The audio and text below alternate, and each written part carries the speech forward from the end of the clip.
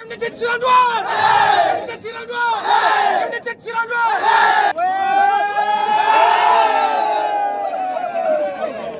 Bे मोनसे गोजोनथाव खौरां और गथ'फोरखौ प्राउड नांगोन मानो होनब्ला जों फार्स्ट टाइम चिरां दुवार इउनाइटेड एफसिआ जों बाव गेलेनो फैदों ATPA आवहाय आरो जों गेलेनो फैनायजों लोगोसे जों फार्स्ट टाइमाव जों हिस्ट्रि क्रिएट खालामबाय आरो बेनिफ्राय मोनसे रंजानाय आरो मा दंबावो गोजोननाय मोनबाय गेलेनो सिगांनिफ्रायनो गथ'फ्रा गासिबो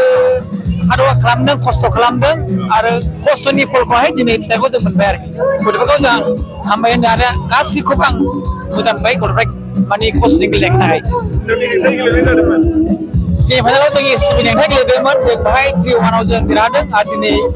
जों बे जरहाट माने बरियानि टीमजों गेलेदों फाइनालाव बाव जों 2-0 जों देरहानो हाबाय बिथांमोना चेम्पियन जानो हायासै मा खालामनो सानो बिथांमोना जोंनाबो माने गोदान टीम आरो बेसिकलि नायनो थाङोब्ला जोंनाव एक्सपिरियेन्स प्लेयार दङ सिनियरफोर दङ बिसोरनाव गासिबो जुनियरजोब बिसोरबो मोजां गेलेदों बादायलायनायावहाय जेननाय देरहानाय थाखाय होमब्लाबो बिसोरो माने मोनसे खोथाया बेनो जाहैबाय बिसोरो गावसोरनि जे टेलेन्टखौ शो खालामनो हायाखिसै मानो होनबा मिसुरेट नङा बिसोरनि प्लेयारफ्रा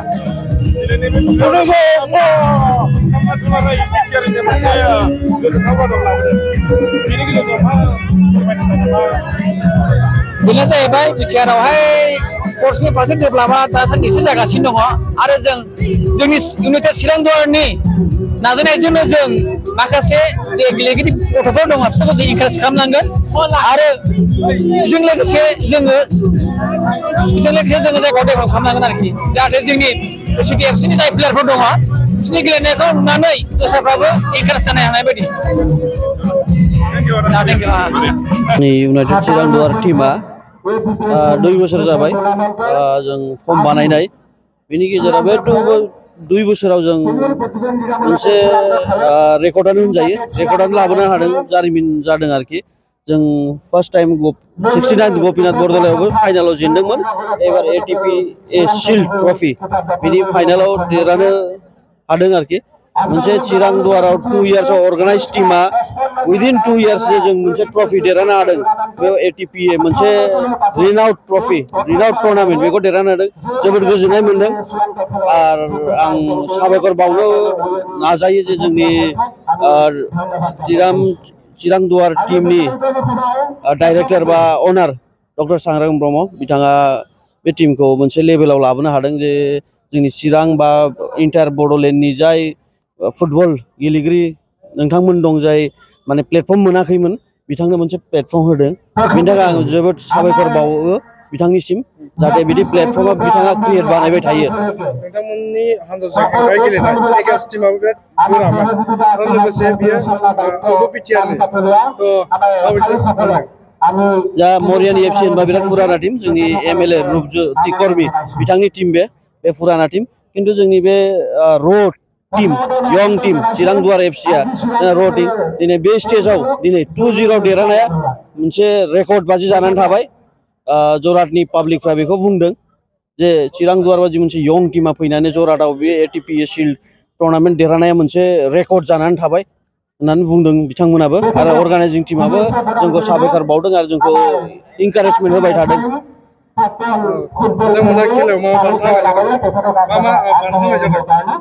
बान्था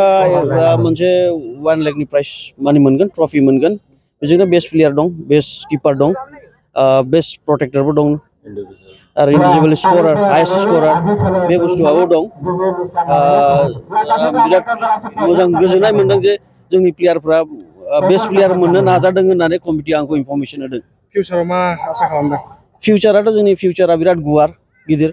जों चिरां दुवार इउनाइटेड हिसाबै जोंना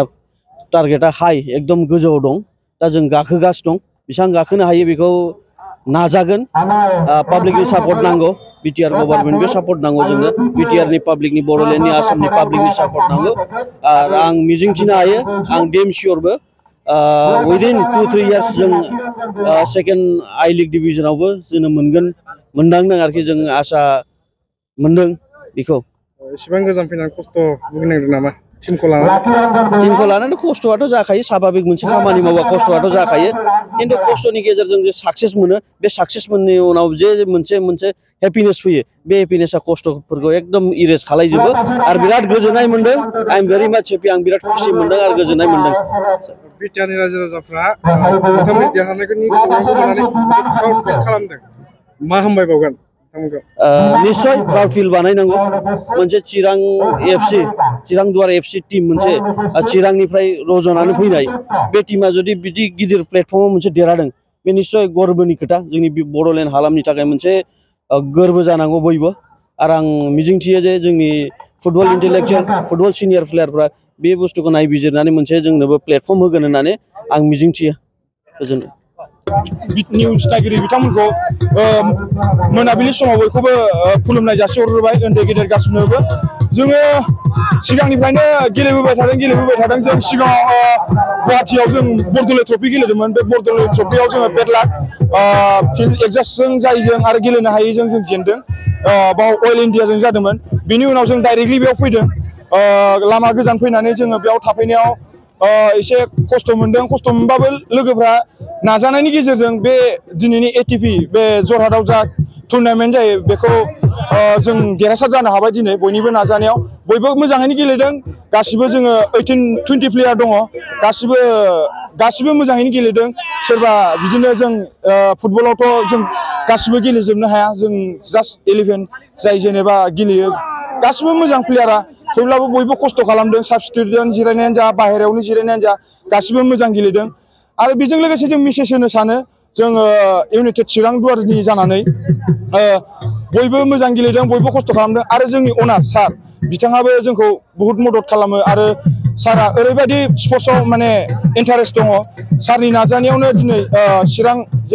डिस्ट्रिक्टआवनो मोनसे क्लाब गोदानै खुलिदों आरो देग्लाय बहुत जों फाइनालसिम सौहैनो हाबाय बेजों लोगोसे सारनि दैदेननायावनो जोङो आइएसपिएलबो गेलेनो मोनबाय बिनि उनाव जों उड़िसायावबो थांनानै गेलेनो खाबु मोनदों आरो बेजों लोगोसे जों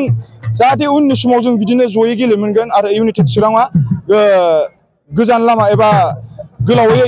थाबाय थागोन एबा सोलिलांबाय थागोन क्लाबा बेखौ जों मिजिंथिबाय आरो बेजों लोगोसे जोङो खावलायनो सारो सारनिसिम जों जाहाथे चिराङाव एकाडेमि खुलिनानै दोननो हायो बेखौ आं सिगांग्रो बुंबाय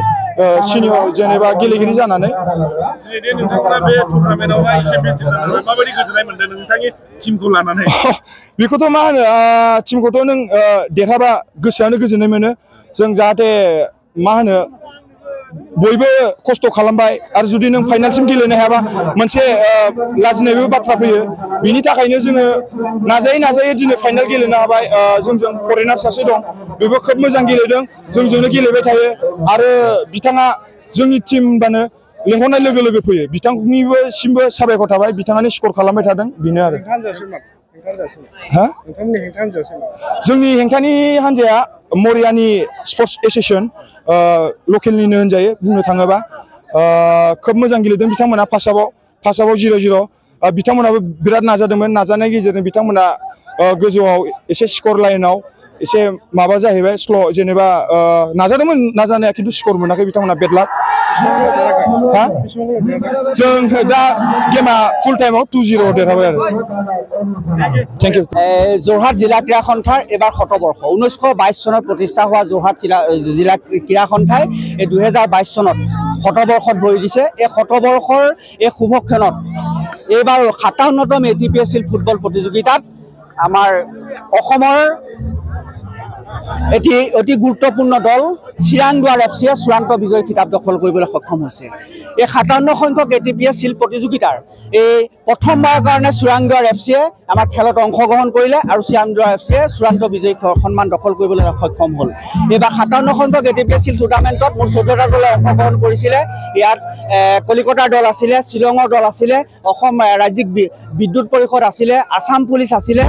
ঠিক তেনেকৈ এবাৰ যোৰহাটৰ প্ৰথমবাৰৰ কাৰণে যোৰহাটৰ দলে ফাইনেল খেলিলে আৰু সুন্দৰ তুমুল প্ৰতিদ্বন্দ্বিতামূলক চূড়ান্ত ফাইনেল খেলখনত চিৰাং দুৱাৰ এফচিয়ে তীব্ৰ প্ৰতিদ্বন্দ্বিতামূলক খেলখনত সুন্দৰ খেল প্ৰদৰ্শন কৰি চূড়ান্ত বিজয় সন্মান লাভ কৰিবলৈ সক্ষম হৈছে চিৰাং দুৱাৰ এফচিৰ সকলো কৰ্মকৰ্তা খেলুৱৈ সকলোকে আমি জিলা ক্ৰীড়া সন্থাৰ তৰফৰ পৰা আন্তৰিক ধন্যবাদ জ্ঞাপন কৰিছোঁ আগন্তুক দিনবিলাকত হ'ব লগা ATPA শিল ফুটবল প্ৰতিযোগিতাত চিৰাং দুৱাৰ এফচিয়ে অংশগ্ৰহণ কৰিব বুলি আমি আশা প্ৰকাশ কৰিছোঁ কি মেছেজ দিব কি মৰিয়নি ক্ৰীড়া সন্থা যোৰহাট জিলা ক্ৰীড়া সন্থাৰ এক অন্তৰ্গত এটি উপক্ৰীড়া সন্থা আমাৰ উপক্ৰীড়া সন্থা লীগ খেল হয় উপক্ৰীড়া সন্থা লীগৰ চেম্পিয়ন আছিল মৰিয়নি ক্ৰীড়া সন্থা এই মৰিয়নি ক্ৰীড়া সন্থায়ো সুন্দৰ খেল প্ৰদৰ্শন কৰি এবাৰ মেটছত তেওঁলোকে 4খন খেল খেলি শেষত ফাইনেল খেলিলে তেওঁলোকে বিগত দিনবিলাকত ভাল দলক পৰাস্ত কৰি চূড়ান্ত খেলত অৱতীৰ্ণ হ'ল মৰিয়নি ক্ৰীড়া সন্থায়ো আগন্তুক দিনবিলাকত অধিক উৎসাহেৰে তেওঁলোকৰ দল গঠনৰ মনোবেশ কৰিব বুলি আশা ৰাখিছো আৰু আজি তেখেতসকলৰ চূড়ান্ত খেলত ভাল খেল প্ৰদৰ্শন কৰিছে কিন্তু খেলৰ হৰা জিকা থাকিব কোনোবা এটা জিকিব এটা হাৰিব গতিকে চিৰাং দুৱাৰ এফচিয়ে জয়লাভ কৰি চূড়ান্ত বিজয়ী সন্মান দখল কৰিবলৈ সক্ষম হৈছে আৰু মৰিয়নি ৰাণা চাপ থ্যাংক ইউ আপোনাৰ কিবাটো লাগিব दखना जि जोम गाननो मोजां मोनग्रा बर' हौवा हिन्जावफोरनि थाखाय मोनसे जोबोरैनो गोजोनथाव खौरां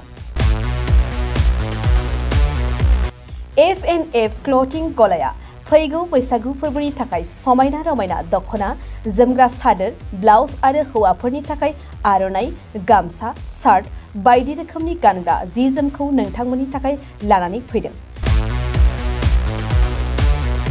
बेजों लोगोसेनो बर'नि जुलियाव नांगौ जानाय हौवा हिन्जाव गोदाननि गासै गानग्रा जोमग्राफोरखौबो बे गलायाव मोनगोन